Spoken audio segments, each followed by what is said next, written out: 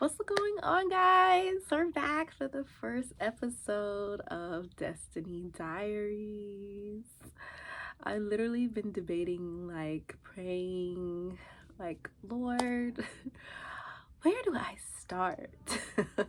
um, I feel like I kind of want to let this be a moment of telling my story from the beginning to where I am now.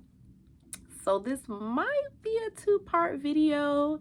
If you feel like you know me to a certain extent, um, feel free to fast forward.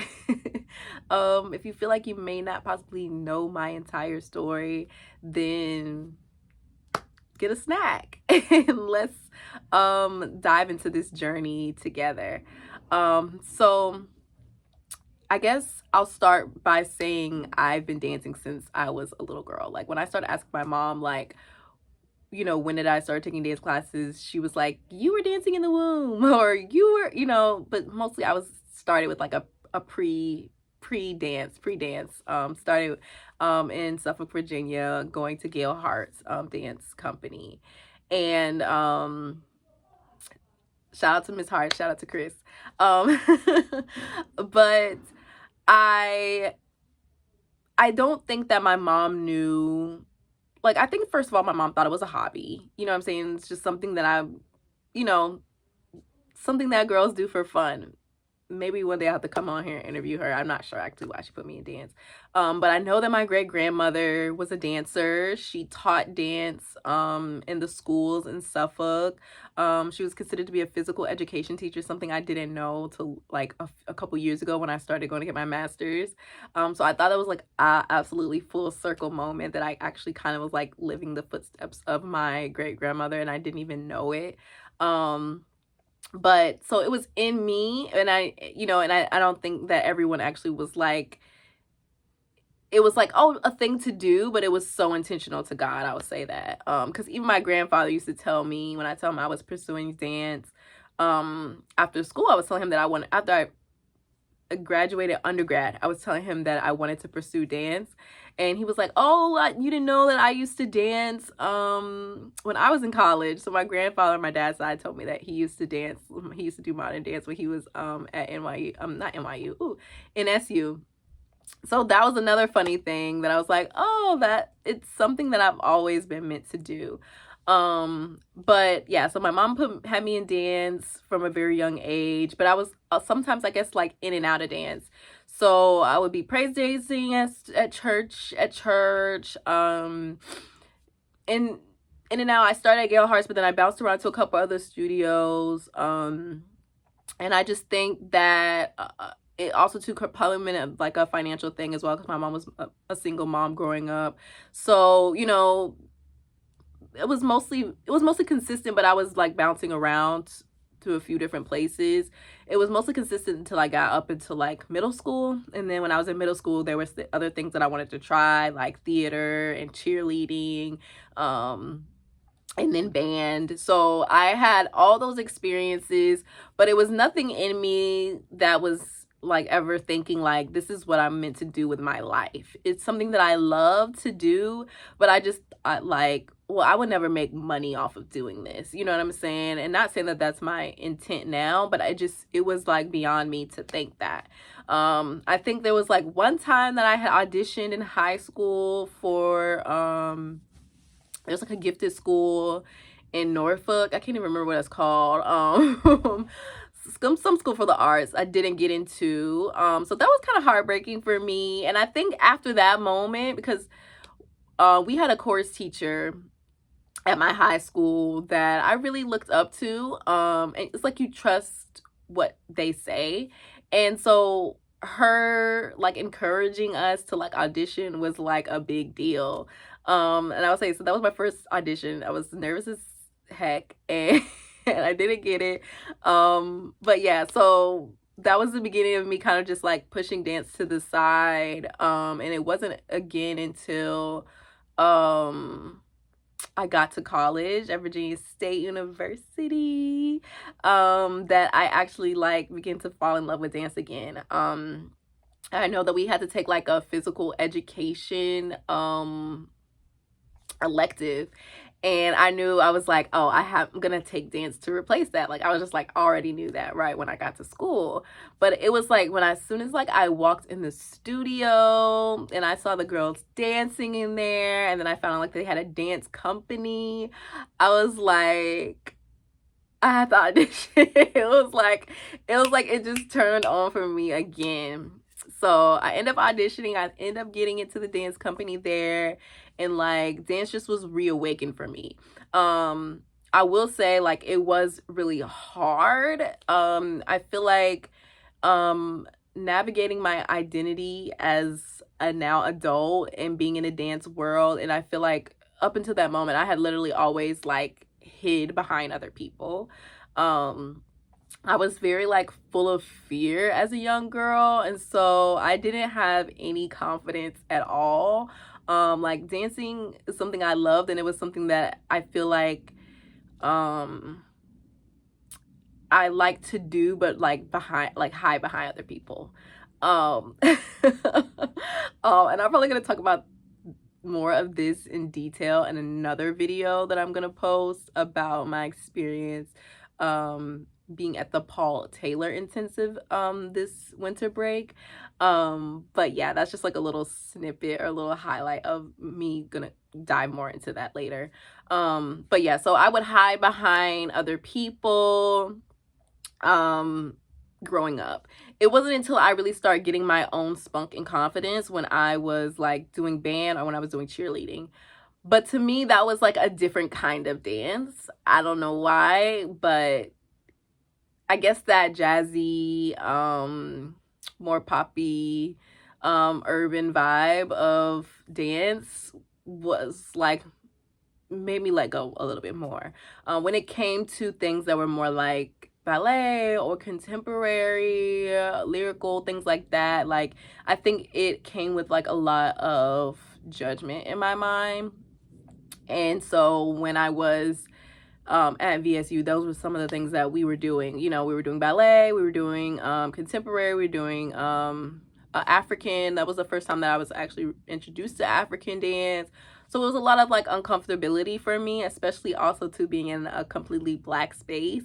I just wasn't used to it. And like, I know people might be watching this and be like, you're around your people, like, why wouldn't you feel safe? But sometimes being at HBCU, like there's pressure to be like black. Whatever that's supposed to mean. But there's this pressure to just be on already, or to just be excellent, or just, and you know, after me taking off like several years of dance, like my training was lacking. Even though I might have, on the scale of maybe some other people that were on the team with me, I might didn't level out to like, you know, at the bottom of the totem pole. Not to say anybody else was on the bottom, but you know what I'm saying? Like in my mind, I just was not confident in my abilities. I was not confident in like who I was as a person at all. And so it took like, you know, being around other black women and other black leaders, professors, like choreographers that we had there. Shout out to Eddie, shout out to Sharika, like that really poured into us. And even like and Dr. Brown, like shout out to Dr. Brown. Even gave correction, even gave humbling moments as well, you know. Like I feel like even though like on the dance floor I might like something of, I'll say this, back then, I'm trying to make this as fast as possible, but even though like I was not as confident, I knew that if I worked on the choreography, if I knew the choreography, that I knew that I get on stage, like I'm gonna like shine, you know what I'm saying? Like so it was like that weird thing. So you know, to a certain extent, then sometimes, you know, as a young adult, you can kind of like get that energy of like my stuff don't stink and nobody can't tell me nothing. And so I did have moments like that where I was kind of prideful, or you know, just not fully taking correction or things like that. And I think that that came to bite me in the butt later on, but I mean, it's needed. It's needed. It's needed. So I respect those moments. I needed those moments. But yeah, I was so afraid to dance, y'all, when I first started in Sankofa. I was so afraid to dance. But my sisters pushed me, the leaders there pushed me, and it's made me to a dancer in the choreography that I am today. So fast forward, when I graduated, I was well, actually I want to say too, some of the experiences that I had dancing with Sankofa that I feel like I would cherish forever is that we got to travel around the DMV area, and I feel like it was really special, and I think that I took it for granted because I don't think not a lot of schools do that, you know. A lot of schools get people coming to them, but not a lot of schools get to actually travel and perform. Like, they may have a performance at their school, but not only did we have performances at our school, but we also too got to travel, kind of like tour. So that was a really beautiful experience. Something I'll remember always. So thank you, Dr. Brown, for that experience. I don't take that lightly. So yes, flash forward, graduated school. I was working a hotel because I wanted to do events. That's something that I really love as well. But I was working events sometimes with my aunt, but working in a hotel. And you know, really this ambitious person that I am was kind of trying to go towards the goal of like what, you know, my family like, you should go to school for hospitality management because it's a really booming field right now. This is where the money's at. La la la la. I really liked baking at the time, and since I couldn't go to school for culinary arts, I was like, okay, I'm gonna listen to my dad and go this route or whatever. But it's not where my heart was. I learned a lot in the program and stuff that I still use to this day.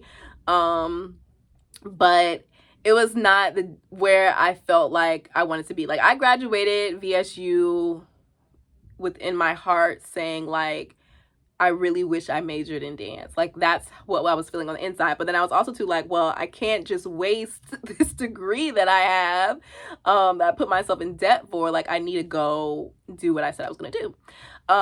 End up hating working at the hotel. I was mostly like, so I ended up getting fired from there and then started working at an event company, which I really liked.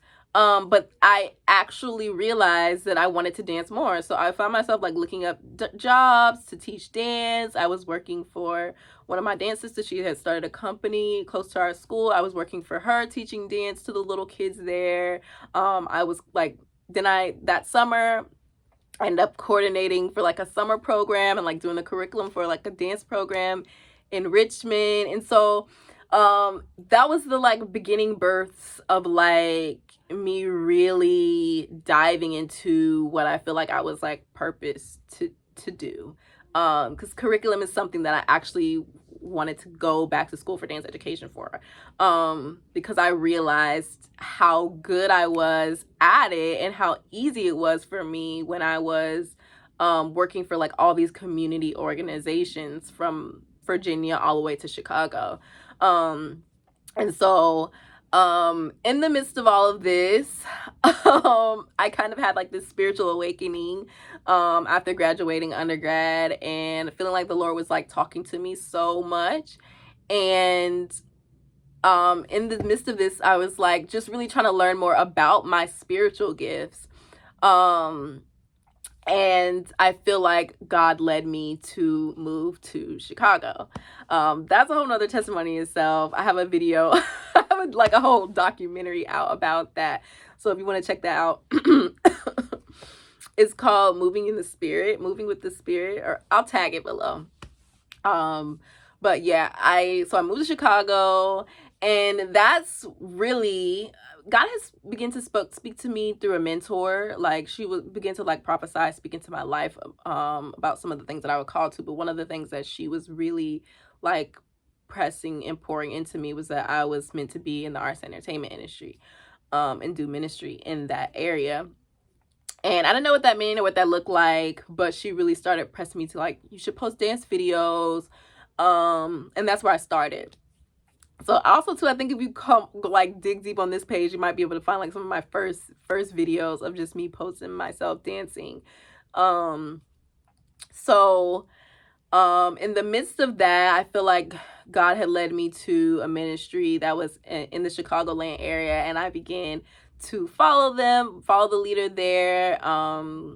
some of you guys might have heard of All Nation Chicago. So I was going there and was like under the leadership of Dr. Matthew Stevenson. And while I was there, not only was I learning about just spiritual giftings, like the typical, like the general ones that are taught, like, prophecy, healing, those types of things. But also I was like, oh, there's a such thing like as dance ministry, which I knew that there was a such thing as dance ministry, but I didn't have, how will I say this? Because, rewind, I did have some small experiences with dance ministry when I first was in the Richmond area, because God had led me to a church out there. And the church, connecting with people, of course, people find out that you're a dancer, that you dance. And so they're like, oh, okay, join the dance ministry. You should join the dance ministry. So I'm thinking of like, oh, how do I use my gifts in church? Dance was the answer, right? So I was helping the dance ministry with choreography at first. And I think maybe I danced maybe once or twice or something like that. But moving forward, then I just kind of started leading the dance ministry. So, picking out songs, picking out the garments that the girls would wear, picking out the, oh my God, the instruments that they could dance with, they would dance with, things like that. And in that space, I knew, I was like, okay, this is my first time doing this. Nobody's really teaching me what to do, but I felt like I knew that there was more. Like, Holy Spirit would give me certain things to like talk to the girls about or teach the girls about when we were together. But I was like, I feel like there's more that I need to know. And I feel like other people are doing this. So I kind of like went on a search for it. And one of the girls at my church, Alexis, one of my closest friends now to this day that I met back then, she was telling me about a woman, her name is Julinda, who does ministry through the Eagles Network. And so I went to like an Eagles workshop. It was amazing, but that was like the first one that I went to, and I had an experience with prophetic dance or spontaneous dance. But I didn't have any training past that moment with it, if that makes sense. So when I got to Chicago, one of the leaders that I was working underneath, Elder Michelle, she is the one who really, really poured into the ministry there in regards to dance. And I learned so much from her. And then also too, when I got there, I ended up looking up the Eagles Network and knowing, and then finding out that they had a chapter out there. And so I took a couple of their courses out there as well, so that I could get certified and just like, know more about my craft. Because there's a scripture in the Bible that talks about David and how he's just like massively creative man of God in the Bible, and not only was a king or a priest, but he was talented, like played so many instruments, wrote music, wrote psalms, made instruments. So he was so creative. And something in the Bible, it speaks of him as saying that he was skilled and he was anointed. And that's something that I try to hold to myself, because it's like, not only do I want to be anointed or called by God in that area, but also to the skill that comes with training and learning and being on that journey continuously is something that's very important to me. I want to be an expert in my area. And so, yeah. So flashback, being in Chicago, people experiencing my dance there, like a lot of people were kind of like knew that that was an anointing that I had, but I think that because the financial place that I was after moving out there, I was not in the place that I was training as much as I should. So I was ministering at church on Sunday, and we would do some small little workouts and things like that, but we weren't training the way that a lot of girls were training that are going to conservatories or just going to school for dance. And I didn't have that concept of training because I was not a dance major. And even when I was in the studio world, I wasn't in the studio world as much as some other girls were in the studio world, because those are like dance moms and their mindset was way different than my mom's mindset. If you're tracking with what I was stating in the very beginning.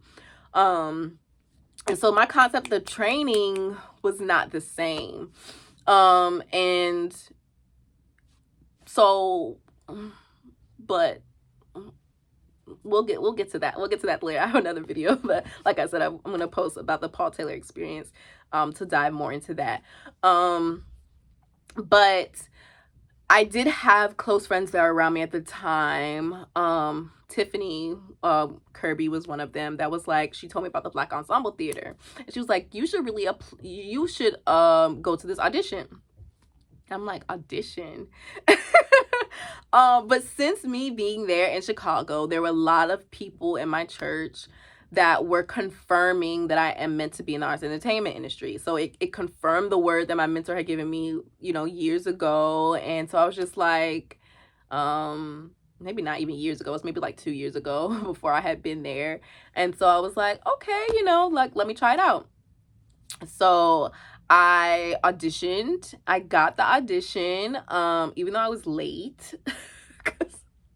Oh, drama, y'all. Like, I think I was late because I just didn't know the area. I was new to Chicago. I had a car, and so parking out there, yeah, it was a whole thing. So end up being late to the audition, still like got it, and I was in a few shows there until the doors kind of closed for me with that company. And I learned a lot there as well. I learned about like what it's like to be a part of a company and connect with people like a family, but then also to learned about like just, I would say, how hardcore the industry can be. And that it does take another level of like strength, tenacity, and like press through. That's not even really a word, but like to really like stick to your guns, and despite where you may end up on level wise with the people that are around you, that you still can have this dedication and commitment to train and to just better yourself, and to know deep inside within you that like this is what you're meant to do. Because I had I'll just tell a story really quickly. Like, I had one of my directors, kind of pull me to the side one day, like in the middle of, like, we had a break during rehearsal, and he was like, where did you train again? And I kind of told him, and I forgot what he said, but basically what he was saying was like, I can't tell that you've really trained at all. Like I'm not sure if he was just kind of like making note about my technique, or I do know that I feel like I have an issue of like dancing full out for a while. Because I did come from more of like a ballet background, I don't think that also too, in my mind, I knew when to switch. So we were in a show that was more of like tap heavy show. It was a show about the Nicholas brothers. And I'm not really a tapper at all, but that it was more that jazz, that rooted feeling, that Harlem times energy. And though I loved it and I loved the choreography and I loved being a part of this show, like I think my body was just getting used to try like dancing so much, first off, but then also to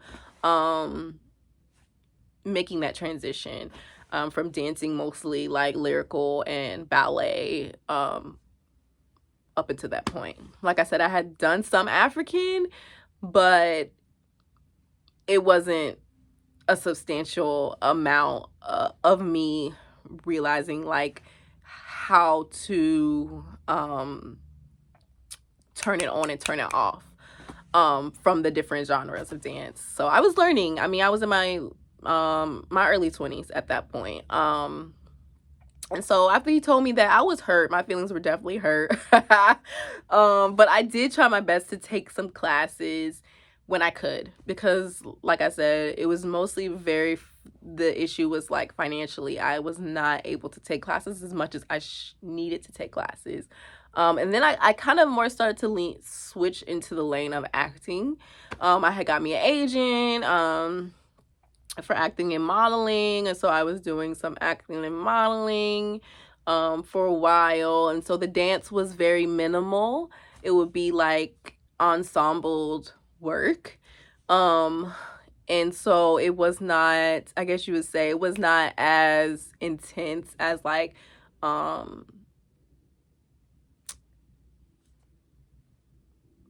commercial in NYC auditioning would be, I would say that. So anytime I was getting called out to do something, I was auditioning on a tape, or I was auditioning one-on-one with me as a person. And so it wouldn't be until maybe the choreographer would later down the line would give me more corrections, and I was realizing like, okay, like I really need to be intentional about the things that they're saying, like me not dancing full out. That would mostly be my note.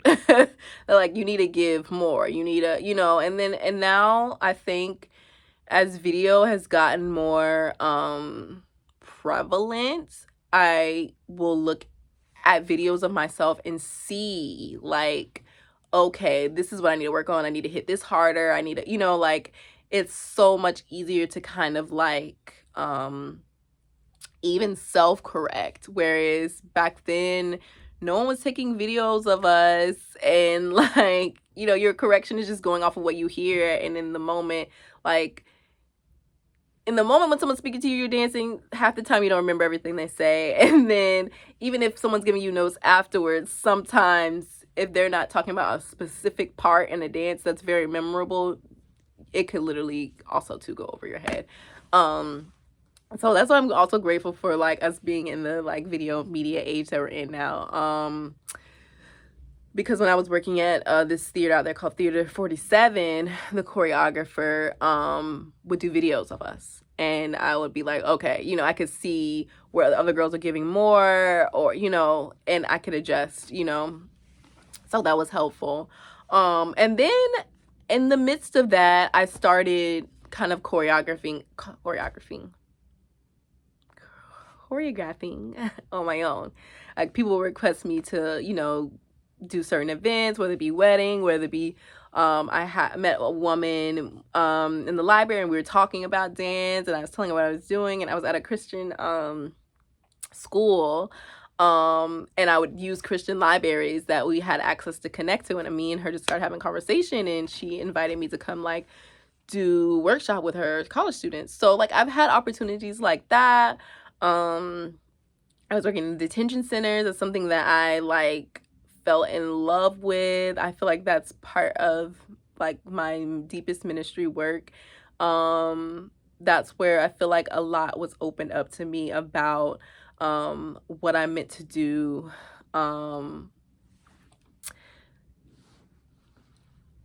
I guess you could say maybe like as a vendor with my business, outside of like schoolwork, is like being in the prisons and detention centers.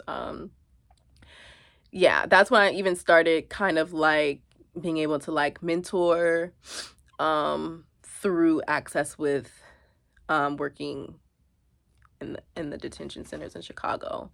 Yeah, some of the students from there I'm still in contact with now, or still connected to now. Yeah, I'm trying to think what else. Recently, I was also too last year um working in the prisons. um with one of my previous like study abroad professors, and that was a beautiful time as well, and just a reminder to me of like what I know that I'm meant to be doing, like outside of like performing. It is like giving back of my gift in that way to other people. And so let's see, where can I go from Chicago to New York? So this is a 30-minute testimony, y'all. um so I